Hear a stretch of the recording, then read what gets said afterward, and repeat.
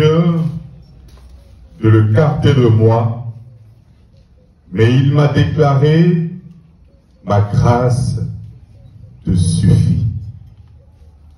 Frères et sœurs, en ce 14e dimanche du temps ordinaire, la seconde lecture vient apporter à notre faiblesse la force dont nous avons besoin pour continuer notre marche chrétienne. Chacun d'entre nous, à l'image de Paul, a une écharde dans sa chair, une difficulté que nous n'arrivons pas à résoudre nous-mêmes, quelles que soient nos bonnes dispositions. Pourquoi? Pourquoi le grand apôtre, le prédicateur des nations, souffre dans sa chair? Sainte Thérèse de l'Enfant Jésus dira, le Seigneur fait souffrir ceux qui l'aiment, pour éprouver leur foi et connaître la qualité de leur amour pour lui.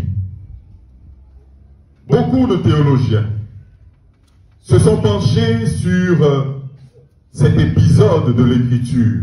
Qu'est-ce que l'écharde de Paul? D'aucuns ont dit que Paul avait des problèmes de vue. D'autres qu'il avait une maladie dans son corps. Mais lui-même va nous donner la révélation de l'écharde qu'il a reçue. Ce n'est pas une maladie en tant que telle, mais une épreuve permanente à côté de lui.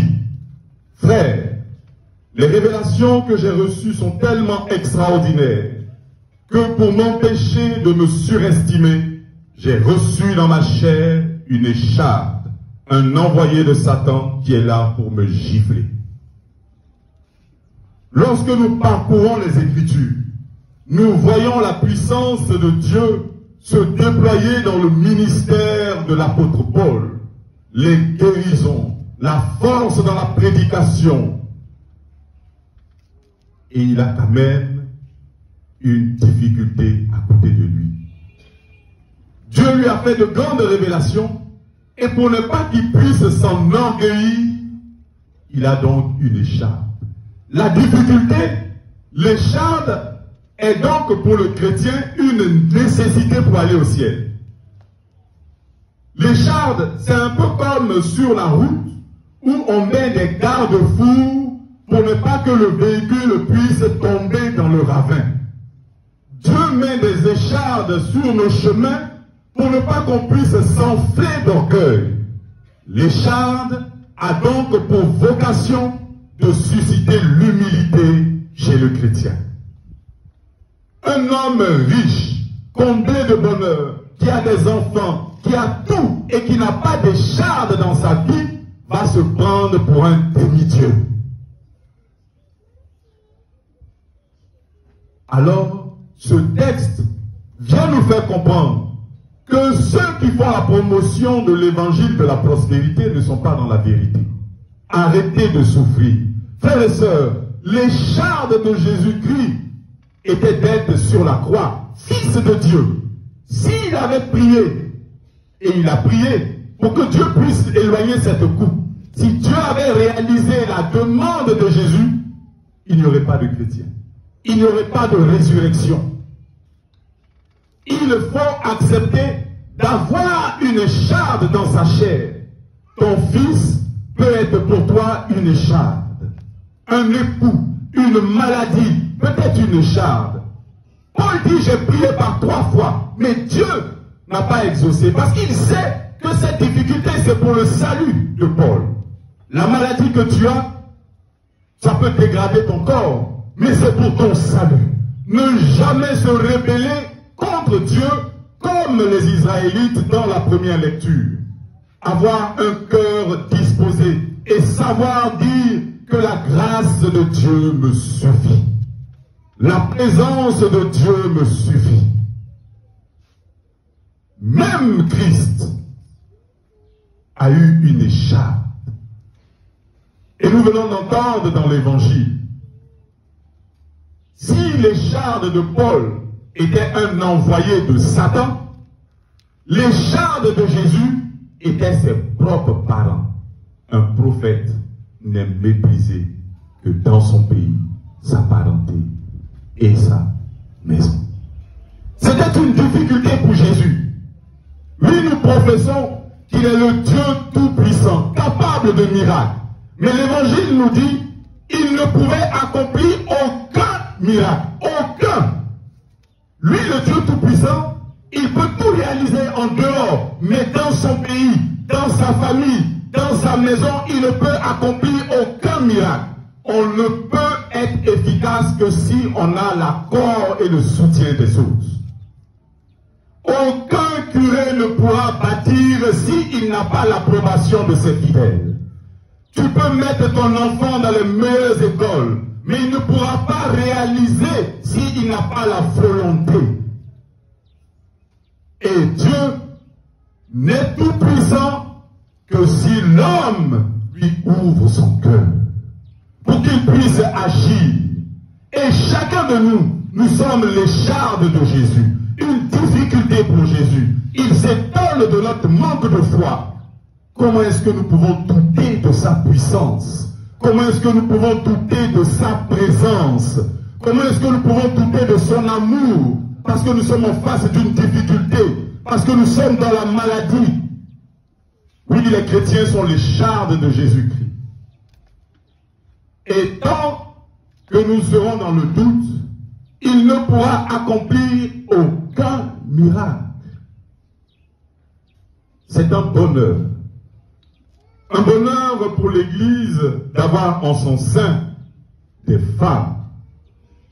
Comme nous avons coutume de le dire, vous êtes la force de notre paroisse, mais aussi la force de l'Église.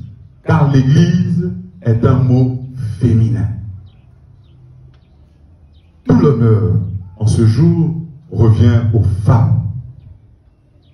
Et nous voulons vous honorer, vous dire toute notre reconnaissance pour la vie que vous donnez, tout comme l'Église donne la vie de Dieu. Mais le drame aujourd'hui, c'est que les femmes deviennent une écharpe pour l'Église, leur mère. La vocation d'une femme, c'est de donner la vie. Une femme qui se range dans l'esprit de l'avortement est une écharpe pour l'Église. Elle cesse de donner la vie. Quand tu vas te balader la nuit et que tu ne dors pas, il faut assumer les fruits du plaisir.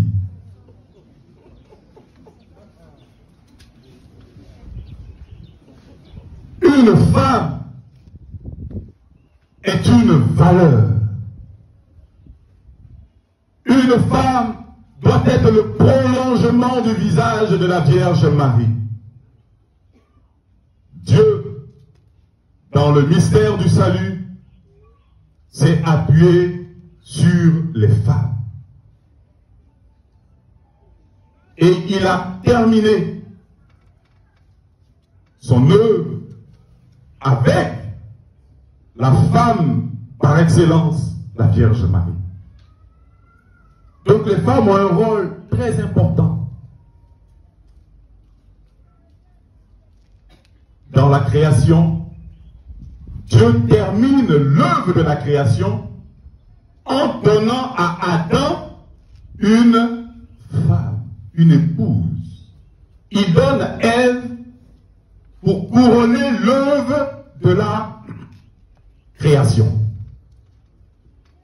Et à l'heure de la rédemption, il termine l'œuvre de la rédemption en donnant Marie comme mère. Au début, elle est donnée comme épouse et à la fin, elle est donnée comme mère. Savoir prendre une femme pour nous soutenir Et qu'après cette femme devienne pour nous une mère qui protège, une mère qui console, une mère qui donne des conseils. Nous souhaitons de tout notre cœur, de notre âme de pasteur, aux femmes de la paroisse, un fécond ministère. Aux jeunes filles, nous prions qu'avec la grâce de Dieu qui vous suffit, vous deviendrez un jour mère. Mais pour l'heure, assumez votre état de jeune fille et ne vous pressez pas. Voilà. Les nuits, vous en aurez des nuits folles. Pour le moment, étudiez les soirs. C'est très important. Quittez sous les manguiers de peur qu'une mangue vous tombe dans la bouche et que le ventre grossisse. Que Dieu vous prenne en grâce et qu'il vous bénisse.